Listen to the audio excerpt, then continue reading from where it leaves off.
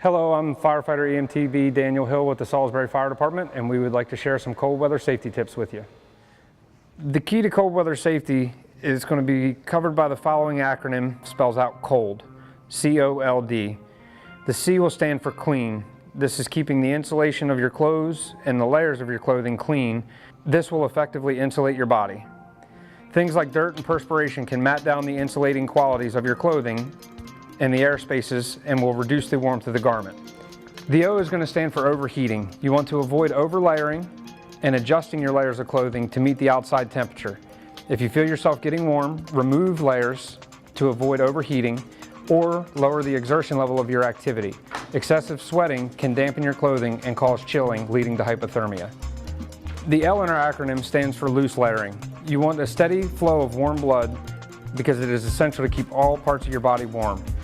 You're going to want to wear several loosely fitting layers of clothing and footwear that will allow maximum insulation without impeding your circulation. Your initial clothes layering should consist of wool, silk, or synthetic materials, as they are going to maintain your body temperature at a greater level than cotton. Your exterior level of clothing should be windproof or waterproof. This is going to help keep the heat in and keep the cold out. And the final letter of our acronym is D. This stands for dry. You want to keep all of your clothing as dry as possible. Avoid dampness or becoming completely soaked, as this will increase your chances of frostbite or hypothermia. You want to brush the snow from your clothing before it melts. You want to loosen the clothing around your neck and chest, as body heat dries perspiration through many layers of breathable cloth. So do not wear waterproof clothes at the lower levels. When we discuss cold weather emergencies, there are two primary symptoms that come to mind. First being hypothermia, the second being frostbite. Hypothermia is the condition where you may have heard someone who died of exposure.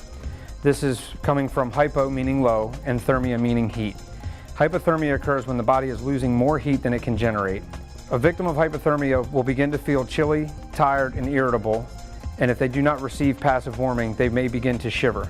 As their shivering becomes more violent, the body is doing what it can to defend against hypothermia, and this is one of the late stages to body heat loss.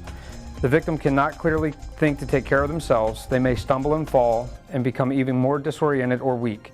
If someone is presenting with these types of symptoms, you need to immediately move them indoors or into a warmer environment, remove any cold or wet clothing, wrap them in dry, warm blankets or garments.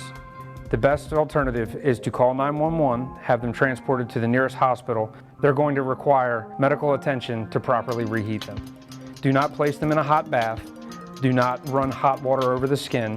A sudden warm-up will place the victim into shock, and the shock, not the cold, will kill them. Do not give anyone who has become unconscious from hypothermia anything by mouth, and immediately call 911. The second condition that we talk about is frostbite. At extremely low temperatures, exposed flesh can actually freeze, and the longer the exposure, the more damaging the injury.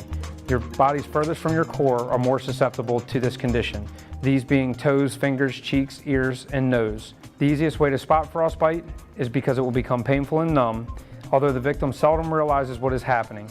If the freezing continues, the area will stiffen and become a grayish or whitish color. When attempting to warm suspected frostbitten tissues, you're going to want to run fingers, toes, or whatever the affected area is under cold water until the water no longer feels warm, and then gradually warm it up until it starts to feel comfortable. The key to combating frostbite is identifying it early and making sure that you get the affected individual to a warm area and keep them warm. If you are in the field and unable to get to a warm area, you may thaw the fingers by holding them beneath your clothes and under your armpits. You may press a bare palm over a frosted nose, ears, or cheeks, or wrap toes and feet in a warm blanket. Again, do not use hot water or hold the injury close to a high heat source. Do not rub with snow. Do not excessively rub the affected areas, as this can damage the tissues further. The primary loss of heat through the body is through an uncovered head. It's estimated that 80% of the heat loss occurs through this area. So your headgear is one of the most important aspects of your attire when you are outdoors. You're going to want to pick something that is heavy enough to keep you warm, but light enough to be breathable to avoid perspiration. For more information on cold weather emergencies, you can visit rescue70.org or the CDC's website.